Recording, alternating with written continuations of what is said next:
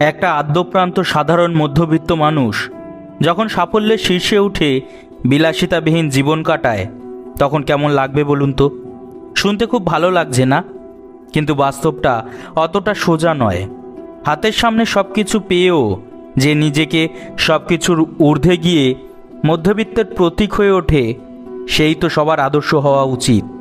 বুদ্ধদেব ভট্টাচার্য হলো সেই আদর্শের নাম, যাকে এই দুর্মূল্যের বাজারে কেনা যেত না, যার ছিল এক গভীর রাজনৈতিক মানবিক দর্শন।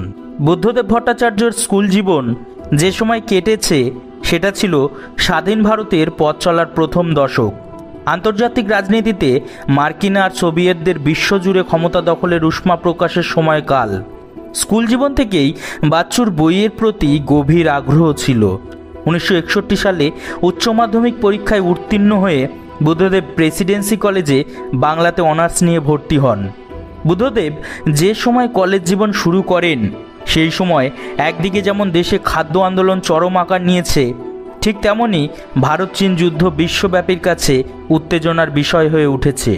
এই পরিস্থিতির মধ্যে বুদ্ধবাবু ছাত্র রাজনীতিতে পদার্পণ। বুদ্ধদেব ভট্টাচার্যের কাছে রাজনীতির আঙিনার থেকেও বড় হয়ে উঠত মানবিকতা।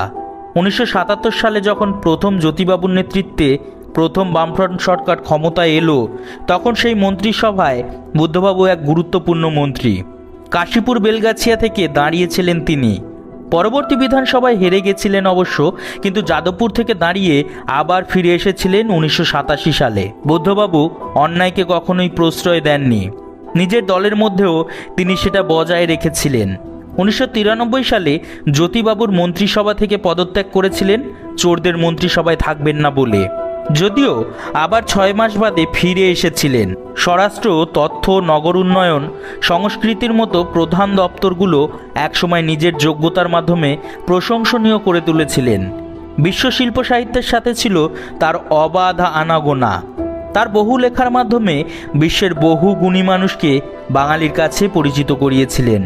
1993 সালে তার লেখা নাটক দুঃসময় বাংলার নাট্য জগতে এক নতুন আলোর পথ দেখিয়েছিলেন। মুখ্যমন্ত্রী হয়েও তাকে মাঝে মাঝে নন্দন বা একাডেমি চত্বরে দেখা যেত ভালো নাটক দেখার জন্য বা ভালো সিনেমা দেখার জন্য। আমার ব্যক্তিগত মতামত হিসেবে বলতে পারি, একেবারে আদ্যপ্রান্ত শিল্পী এই মানুষটি রাজনীতির প্যাঁচের জালগুলো ঠিক বুঝতে পারেননি। তাই বোধহয় রাজ্যের নতুন প্রজন্মের উন্নতির জন্য কৃষি আর শিল্পের মধ্যে যে সমন্বয় করতে চেয়েছিলেন সেটা অধরাই থেকে গেল। বরং তার সাম্রাজ্যের শেষ অধ্যায় লেখা হলো এক বিতর্কিত সমালোচিত হিসাবে। আসলে বুদ্ধবাবুরা নিজেদের জন্য কিছু করতে আসে না, তারা বারবার সময়ের প্রয়োজনে আসে, আর যখন যায় তখন রেখে যায় একটা আস্ত ইতিহাস।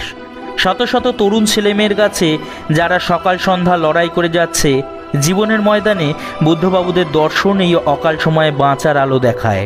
পাম অ্যাভিনিউয়ের ওই 2 কামরার বাড়িটা আর বাড়ির ভিতরে তার অগণিত বই আর তার নিজের লেখাগুলো যেন আজ সব দেখছে। আজ তাদেরও মন খারাপ, কারণ আজ 23শে শ্রাবণ, বুদ্ধদেব ভট্টাচার্যের এই অভাগা পৃথিবী ছেড়ে চলে যাবার দিন। আজ প্রজন্মের মৃত্যুদিন।